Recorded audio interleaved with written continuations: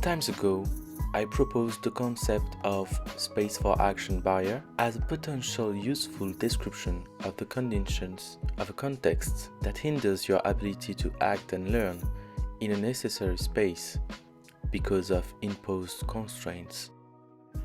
I recently wanted to extend it a bit further and provide a path through it.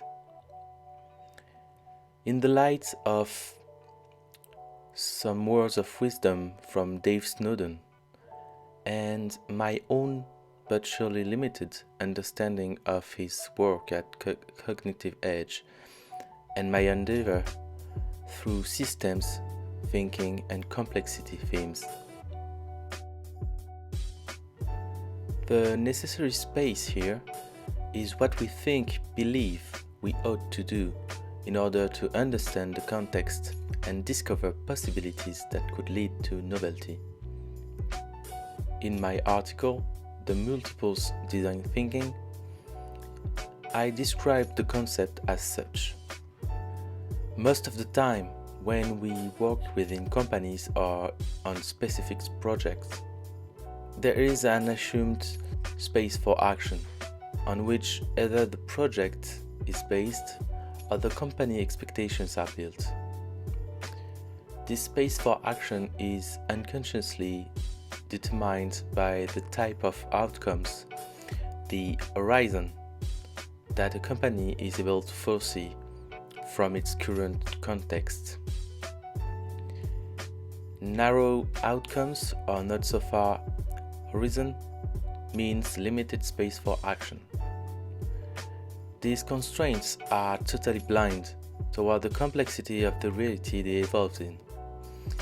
Unfortunately, their implications are huge. The barrier happens when designers, innovators, or change agents in general try to redefine these constraints to make alignment with reality.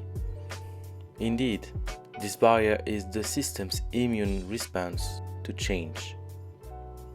As I said, this barrier impacts our ability to think, act, and therefore navigate. Ignorance or illusion of certainty is sometimes preferable to some organization. Now, I would probably talk of systems' immune response to forced change. Complex systems like organizations and the people that compose them are not averse to change by definition. It's quite the contrary.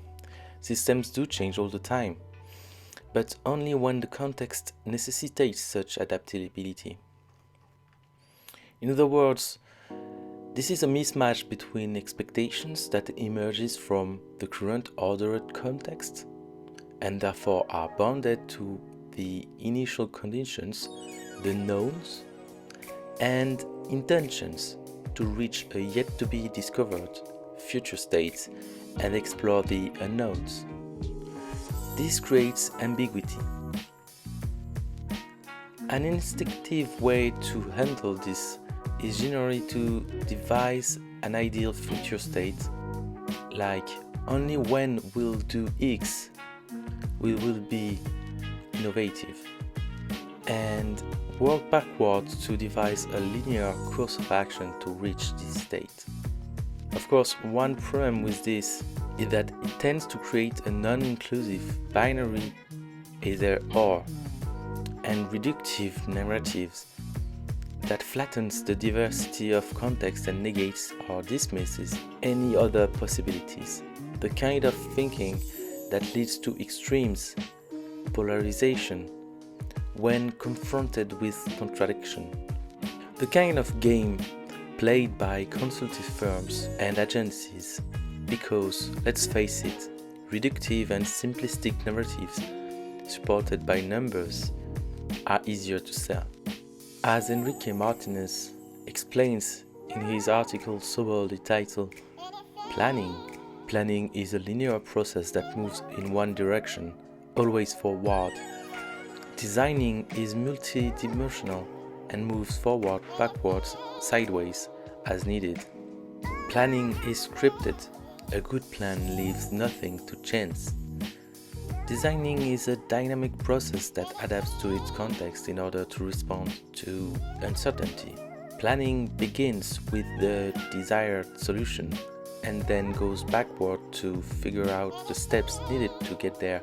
Designing never starts with the solution, it starts with a question. Organizations are indeed comfortable with linearity, planning, and traditional approaches like sense, analyze, respond. And this makes it difficult to apprehend things that don't fit the pre-established paradigms. Agile software development approaches like Scrum offers some relief, but only as a transitional medium, the liminal space, and is not sufficient to understand what to do in the first place. Sense-making and orientation.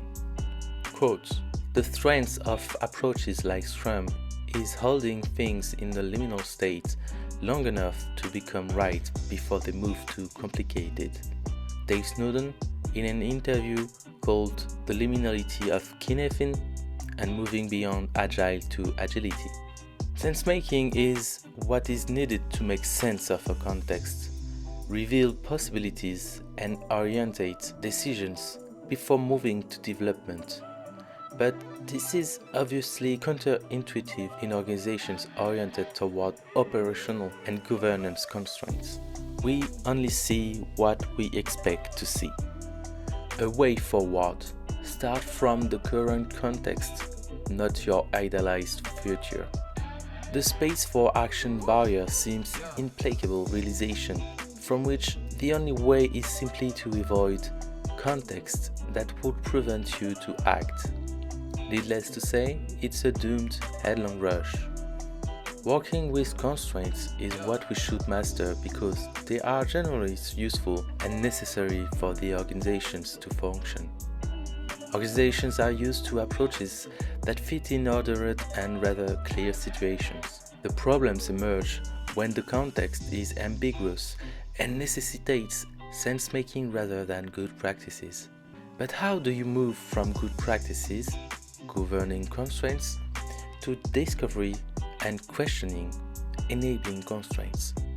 In a recent article titled Selling Novelty, Dave Snowden gives us some great insights answering a customer experience manager's question about the practicality of convincing a C-suite board to use an approach they never heard of to measure customer experience while they had already a very different idea of what should be done, i.e. using NPS. Here is his answer. 1. Don't challenge the idea or solution. It is where the buyer is. It's a safe decision and you won't change it. 2. Start asking open questions and show what others found as potential issues. For instance, it's a great statistical tool talking about an NPS. But how will you know what it means? Or other people I have talked to often find the score baffling as they don't understand what the number means and why it is changing. 3. Try and find their motivation for this. Have they been told to do it? Or are they the sort of person who will only do what other people have done? This will tell you how much reinsurance you have to give. 4. If you are comfortable, start to suggest things as questions. For instance, if your manager could do XYZ, in other words, what your approach allows them to do, would it help them make better decisions? 5. Explain and illustrate your approach with metaphors. 6. Suggest, but be subtle, that if this works, she or he will be a hero, and if it doesn't, nothing much will change anyway. 7. Suggest that your approach can not only provide what expected, but can bring more, for instance, more contextual meaning. 8.